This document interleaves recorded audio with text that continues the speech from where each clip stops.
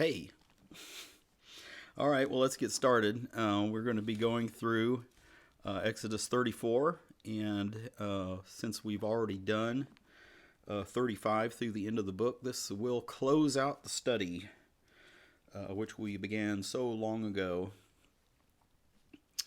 And as you may remember, last week in chapter 33, there was a long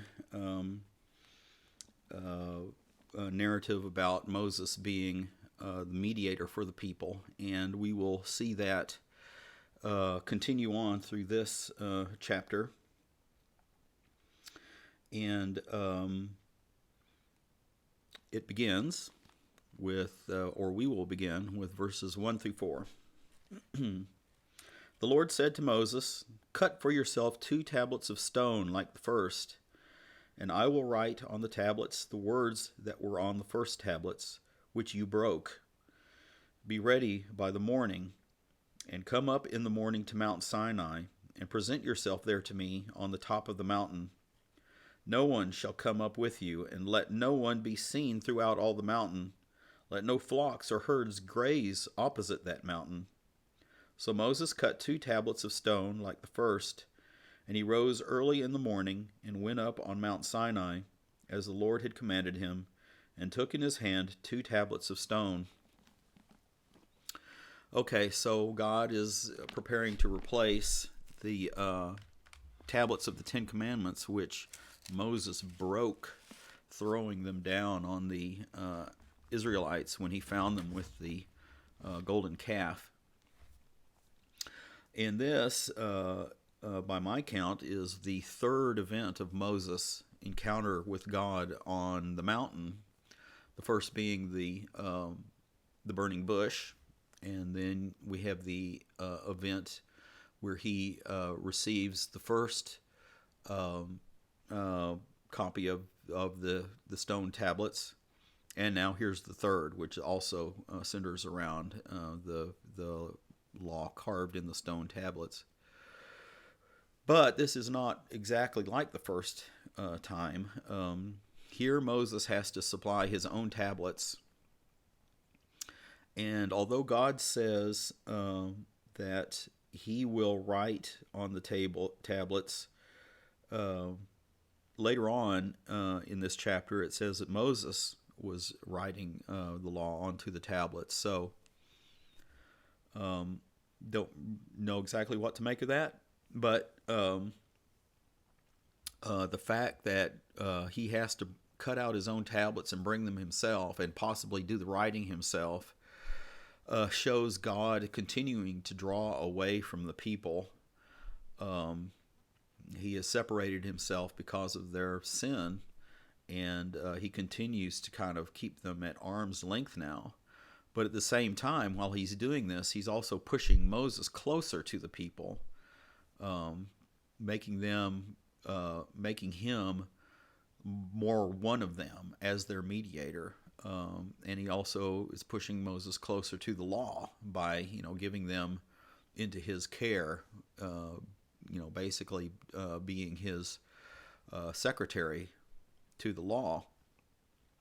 And of course, this is another way that he typifies Christ. Christ becoming one of us and being just inextricably connected with the law in his obedience, taking care of the law for us. So that's what we can get from that little bit, and so we will go on and read 5 through 9. The Lord descended in the cloud and stood with him there, and proclaimed the name of the Lord. The Lord passed before him and proclaimed, the Lord, a God merciful and gracious, slow to anger, and abounding in steadfast love and faithfulness, keeping steadfast love for thousands, forgiving iniquity and transgression and sin, but who will by no means clear the guilty, visiting the iniquity of the fathers on the children and the children's children to the 3rd and the 4th generation. And Moses quickly bowed his head toward the earth and worshipped. And he said, If now I have found favor in your sight, O Lord, please let the Lord go in the midst of us.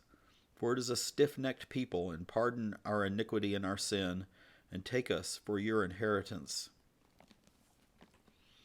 So we see here that God descends down to Moses, and it says that he proclaims his name before Moses. And this proclaiming his name is this long litany of description, and it sounds like a contradiction. Keeping steadfast love for thousands, forgiving iniquity and transgression and sin, but who will by no means clear the guilty, visiting the iniquity of the fathers on the children and the children's children into the third and fourth generation. And, how do these things go together? Well, it's balance, and it is a balance that God is able to do perfectly. In verse 6, I'm reading from the English Standard Version, and this version uses the word faithfulness, but actually, and this may be true in your translation, the better translation of the Hebrew word there is true or truth. So he is abounding in love and truth. And that is how the Septuagint also translates that word. So it's faithfulness in the way that he is faithful to be trustworthy. This saying is faithful and true. There you go. So in that sense, faithfulness, it's okay, but it's not the best translation. Now, love and truth. Ray Stedman, in one of his books, talks about people he has known in his ministry life who are all truth and other people are all love. And he illustrates this using salt and sugar. Some people are all salt and others are all sugar. And both of these things can be hard to swallow. It's better to find a balance between truth and grace, truth and love. And this is a constant balancing act for us. But God can do this perfectly. And he can say that he is forgiving to thousands upon thousands, and yet will never acquit the guilty of their sin. That just the fact that it seems like a contradiction to us shows how impossible it is for us to find that balance. This is one of those Brian Dinker seesaw moments, of trying to find the balance. And the church worldwide now is in a situation like this, where we have to find that balance, and we are commanded by Scripture to meet, to gather together, and to worship corporately. And we have to decide, well, are we going to stand true on that point and not move? Or are we going to temper that with love for our more vulnerable members and people who are ancillary to our members, who might be brought to death, if we insist on gathering? In this particular case, it is difficult to find that balancing point, and once you do, it moves, and you don't know which direction it's going to move, and you don't know how much it's going to move. So every day or every week is a new balancing act, and this is just something that we've got to deal with right now. all we've got to go on is the official information. So we have to, take that into account and act accordingly and try to find that balance. But we're not going to be able to do it perfectly. And we'll be lucky if we don't fall off the seesaw altogether. So, now this is all what God appoints to His name, and He holds His name in high esteem. But then it is expressed perfectly in humanity when in John 17 Jesus says in His prayer that He has manifested the Father's name. A manifestation is a physical representation, in this case of a spiritual reality, a manifestation of the Father's name. So it is in Jesus Christ that we find the fulfillment of these things that are impossible for us to do. Okay, and so by the end of that passage is actually the actual word. Moses is worshiping, though he is alone. He is worshiping, and he is once again mediating for the people that the Lord would go among them, and confessing for them that they are a stiff-necked people, and begging for pardon and asking that the people would be made God's inheritance.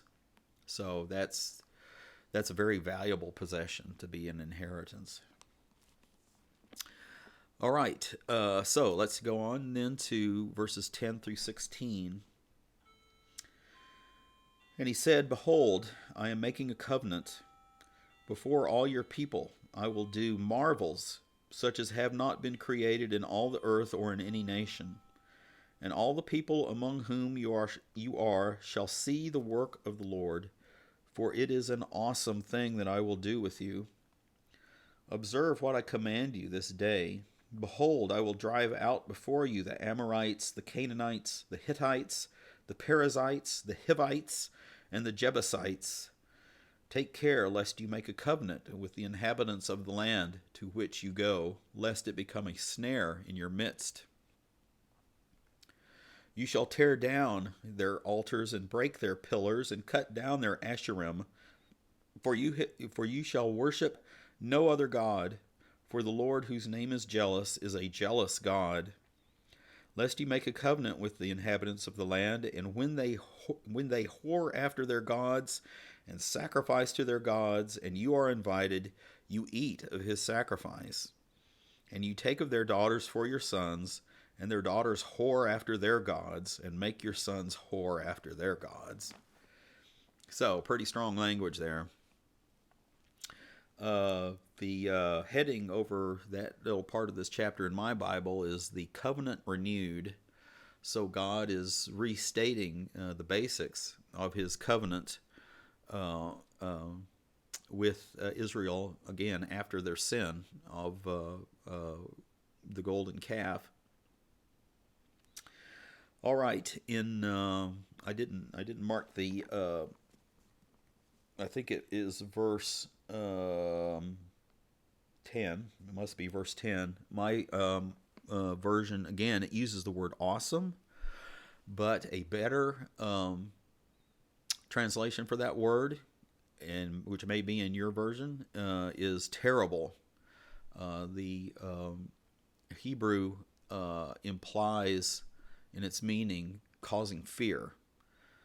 So awesome, is, at least in modern usage, is could be considered benevolent. But these terrible is things that make people quake in their boots. And he also says that these things are marvels. Before all your people, I will do marvels. So Pink applies what God is talking about here to events from Revelation which we can all, understand from what we know of Revelation. But I think it is better understood as being of the incarnation, or the work of Christ on earth. I mean, what greater marvels have we seen ever than the Virgin gave birth, than the events of the cross, where the veil is torn by some unseen force, and a storm rages, and an earthquake cracks the temple, and in 3 days a dead man rises from the grave. The world has never seen marvels like that, and these are things that terrified the people, who were witnesses to them. So I think we can apply what God is saying here to the incarnation. And he also speaks of himself here as a jealous God. So what does it mean that God is jealous? This is not the kind of self-consuming character flaw that people have. This is a jealousy toward his people and the love of his people. It is the relationship between God and his people is often illustrated as a marriage. So this is like the jealousy of one spouse for another, that it is a protective love and desire for love, and it is protective also of the marriage itself. A marriage becomes like a living entity on its own, and when a marriage ends, it's like a death. Either literally or figuratively, something dies. So this is the way in which God is jealous, and he desires the love of his people, and that's why he has chosen us. And so the correct expression of that love would be worship. To give worship to any other thing is very hurtful to God, because he alone deserves that love, that expression of love, and is worthy of it. So, jealous God. So all these things that he talks about here point to rest in the land, that he will drive out the people before them, and instructs them to break down all of the idol worship that existed in Canaan at the time. And as we all know, these things didn't really work out, again, because of unbelief, in particular when the people were afraid to enter the land. This was, you may remember, this was another time when God offered to destroy everybody and start over with Moses. But they were also afraid of the other nations, so they made alliances over time, and they did not reject other nations' gods. So the history of Israel is marked with failure, but so is the history of mankind. All right, well, the next passage is verses 17 through 28, and I'm not going to read them because they are largely a reiteration of some of the law. And God is restating this old covenant, which is a legalistic covenant. So he runs very quickly through a number of the laws. There's the prohibition against idols. He goes through the calendar of feasts. He talks about the law concerning the firstborn. He brings up the Sabbath. He talks about prohibition of leavening, and no boiling of goats in mother's milk. So that's an important law to him for reasons unknown to me, but this is he mentions it more than once. So it's like this has begun a covenant of judgment. The law is a covenant of judgment, and it's sort of like a 1,500-year trial between the time of Moses and the time of Christ. And when Christ arrived, he announces, "Now is the judgment of the world." So the trial is over. The sentence is coming in, the sentence for the entire world. And the punishment fell upon Christ. It fell upon Jesus of Nazareth as the representative man, the second Adam. And after the punishment was meted out, a new covenant of grace began based on his sacrifice, not the sacrifice of animals. And this is how he fulfills his role as our mediator, that he has fulfilled the law and yet paid the price of it. There is an interesting thing I have been reading in Leviticus, and one of the early chapters deals with the sin offering. Okay, there's an offering actually called the sin offering, and it is always couched in terms of if somebody has sinned accidentally. We take this to mean in ignorance of the law. There is no sacrifice in the law for deliberate sin. Okay, we know that we sin deliberately, but there is nothing in the law. There is no goat or sheep or bull whose blood is to cover a deliberate sin. So what do we do? Well, this is a sign that Jesus' blood is unique and exquisite, in that it alone covers deliberate sin, much less, or even more so, the inner sin that Jesus talks about in Matthew 4 or 5 rather, that drives us to that deliberate sin. So even the law, when the author of Hebrews talks about the blood of bulls and goats never cleared anybody of sin, that's because it's more than just because of the typology. It's because there was no sacrifice laid out for deliberate sin, but only the blood of Christ covers that. All right, there's an interesting parallel here that we can look at with the way that this covenant begins. It begins with a 40-day and 40-night fast. Of course, this is familiar to us. Jesus' mission begins with a 40-day and 40-night fast, and that's to institute the new covenant. So there we do have that parallel as well. All right, well, let's move on then and look at verses 29 through the end of the chapter. When Moses came down from Mount Sinai with the 2 tablets of the testimony in his hand as he came down from the mountain, Moses did not know that the skin of his face shone because he had been talking with God. Aaron and all the people of Israel saw Moses, and behold, the skin of his face shone, and they were afraid to come near him.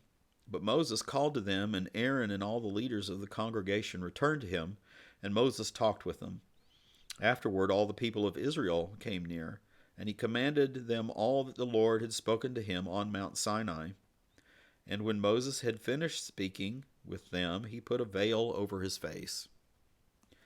Whenever Moses went in before the Lord to speak with him, he would remove the veil until he came out. And when he came out and told the people of Israel what he was commanded, the people of Israel would see the face of Moses, that the skin of Moses' face was shining. And Moses would put the veil over his face again until he went in to speak with him. So this passage has been kind of vexing for me, because it seems clear that Moses was wearing the veil to allay the fear of the people. But that seems to contradict what Paul says in 2 Corinthians 3, verses 7 through 16. So let's read that. 2 Corinthians 3, 7 through 16. Now, if the ministry of death, which he's talking about the old covenant of the law, carved in letters on stone, came with such glory that the Israelites could not gaze at Moses' face because of its glory, which was being brought to an end, will not the ministry of the Spirit have even more glory? For if there was glory in the ministry of condemnation, the ministry of righteousness must far exceed it in glory. Indeed, in this case, what once had glory has come to have no glory at all, because of the glory that surpasses it. For if what was being brought to an end came with glory, much more will what is permanent have glory. Since we have such a hope, we are very bold, not like Moses, who had put a veil over his face so that the Israelites might not gaze at the outcome of what was being brought to an end. But their minds were hardened, for to this day, when they read the Old Covenant, that same veil remains unlifted, because only through Christ is it taken away. Yes, to this day, whenever Moses is read, a veil lies over their hearts. Okay, so Paul says that Moses wore the veil in order to hide that the glory, his shining face, was fading away. The shining was fading away. So, so what Pink brings out about this, that seemed like a contradiction to me. But what Pink brings out about this is that Moses was glowing with a reflected light. It was only being in God's presence that kind of infused his face with light, whereas Jesus is the light. And in the transfiguration, he glowed with his own light that emanated from himself. And he's also said to be shining in Revelation. So the glow was a frightful sight for the people. But there's a type going on here. Beyond that, the people were afraid of this lesser glory, according to Paul. It was the law was glorious, but it was a passing glory, and the people were even afraid of that. And this veil of Moses protected them from their fear. But that same veil didn't let them see that the glory was fading. It did not let future generations see that the glory of the law was fading until it finally disappeared. And now that veil actually blinds them to the true glory of the new covenant under Christ. Even though the glory that they were originally afraid of has completely passed away. So it is speaking more of fear and blindness. I think when we take these two ways of looking at it together, it kind of gives us more of a clear picture that fear blinded them. It made them prefer blindness, and they still prefer blindness. And here we can drag in Romans 10, verse 4. For Christ is the end of the law for righteousness to everyone who believes. Okay, people have to see the glory to believe. They have to see in the terms of understanding, and in believing, the failed righteousness of the law is superseded by the real righteousness of Christ. So I don't know if any of that makes any sense. It kind of helps me get over my vexation with Paul's take on that event. It's one of those kind of mysterious things, this veil that God has put over the eyes of the Israelites. But let's face it, most of the world is blind to Christ as well.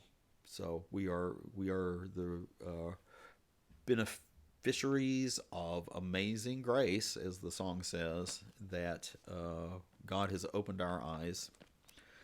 So that's the end of the study of Exodus. I would leave you with the end of the book, which you may remember, even though we covered it a few weeks ago, that God once again promises that his angel will lead the people into the land. And of course, that is to the point of rest in the land.